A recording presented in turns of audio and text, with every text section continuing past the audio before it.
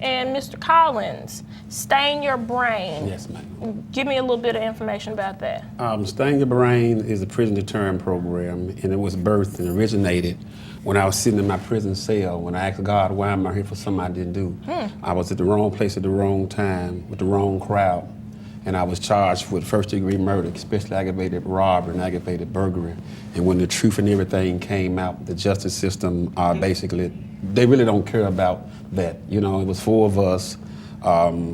I was there, so I got shot with the same thing. The truth came out. Two of the guys were like, we didn't supposed to be there. Because actually they had planned on robbing somebody, and I would have just come in from Atlanta from a gig. And I seen a so-called friend that I hadn't seen in a while, and I would just start reminiscing. So to make a long story short, instead of me getting in my car driving to the studio, he was on his way in that area, so I got in the car with him. We just started reminiscing and talking about the old days. And a guy asked him to take him somewhere, and they had already planned on something. So my so-called friend didn't tell me about it. But like I said, first-degree murder, especially aggravated robbery, aggravated burglary. But as time went on, I asked God, why am I here? Because the state of Tennessee tried to give all of us the death penalty. And only thing I was focused on is saying, you know, just getting in the courtroom, raising my right hand, put me on the Bible, you know, telling the truth, you know, being honest, didn't do anything. But it wasn't until I walked in the house and I seen my mom cry, and I said, Mom, what's wrong? She said, Andy, you won't listen to me. I said, Mom, just tell me what you want me to do. So they hired me a lawyer, because at that particular time, I didn't see a use in getting a lawyer. I'm ready just to be honest.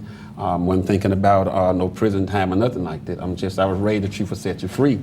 But when I finished talking to this lawyer, he said, if you go to trial, because I set a trial date June the 15th of 1992, and as time went on, he got me to realize that if I went to trial, they was going to find me guilty. And I was still focusing on, I didn't do, I didn't commit no crime. The truth came out. This guy went on and admitted that he was a trigger man, but he was like, Mr. Collins, they're going to find you guilty for just being there. So when God dealt with me as far as the testimonial side, he just told me, as long as I got breath in your body, I want you to try to get out and try to keep as many kids and you from making the same mistake that, you know, you made. So I met guys inside the prison that was extremely serious about, you know, changing their life. So I got ex-gang members a part of my life. I mean, you know, not only a part of my life, but a part of the program that's really powerful. So there's no excuse. You really can't tell none of us two good reasons why you're in the gang, because we're going to tell you 3 or 4 good reasons why you shouldn't be in the gang. It's excuses. You know, I got ex-vice lords. You name it, they're part of it. So there's no reason and no excuse to get out of the gang. And so, I mean, just being obedient. So when I told God, I said, God, you gave me this vision, you gave me this job to do. So now I need a name for it. And it wasn't until Memphis was going back and forth. At that particular time I was incarcerated, Memphis was number 2 in the country for crime. And it was late at night, because when I was in prison, I always found quiet time in the wee hours of the night. So I read, I studied. But I put the news on, and that's when we was going back and forth in the country for crime. And that's when he said, as long as I got breath in your body again, try to get as many kids and youth, you know, from making the same mistake. And that's what we've been doing, you know. So when I asked him about a name, I said, well, I need a name for this task.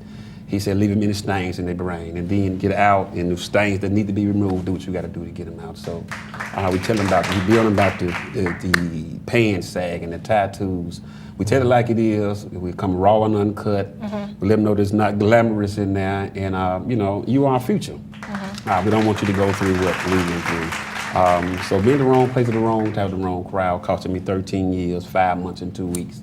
Never been in trouble before, just at the wrong place at the wrong time. So, and since I've been out, 2 weeks after I got out, we just started birthing the program, just being obedient, going to Boys and Girls Club, churches, traveling, juvenile court, and got a call from Liddell. And it's been on ever since, because when I got out, God said he's going to put me around people that basically not only saying they're going to do something, but they're doing it. Okay. So, Liddell, you met all these men, and they're working with you on Heal the Hood right now. Yeah. As a matter of fact, these guys, the guys are sitting on the couch now. We just recently, about 3 weeks ago, finished a music video entitled "How Do Things Get This Way," and we went back to a very familiar place for Stain Your Brain, 201. We were locked behind bars, and you know, for me, just to experience that with the doors slamming, and we actually doing this prison scene, and when it slammed, I was ready to you know, be able to do some prison deterrent myself, because just feeling that way. And so Doremus, who's a phenomenal vocalist himself, all of us being in these jail cells together and then putting this message out here about these kids. So look for that on YouTube now, and then coming to some other things real soon. Okay, so it's definitely something that we really need to look out for. It's something that we need to watch out for in our communities. There are programs out here reaching out to help the youth, to help the young people of Memphis, so we can get out of this crime that we're in right now, being number 4. So we are asking everyone watching to reach into their pockets, into their bank accounts, and make a donation to the Living the Dream Telethon. The number is at the bottom of your screen, and you can mail your donations to the Hood Foundation of Memphis, P.O. Box 162385, Tennessee 38186. More information as well to www.livingthedream1.org. So thank you for letting us into your homes.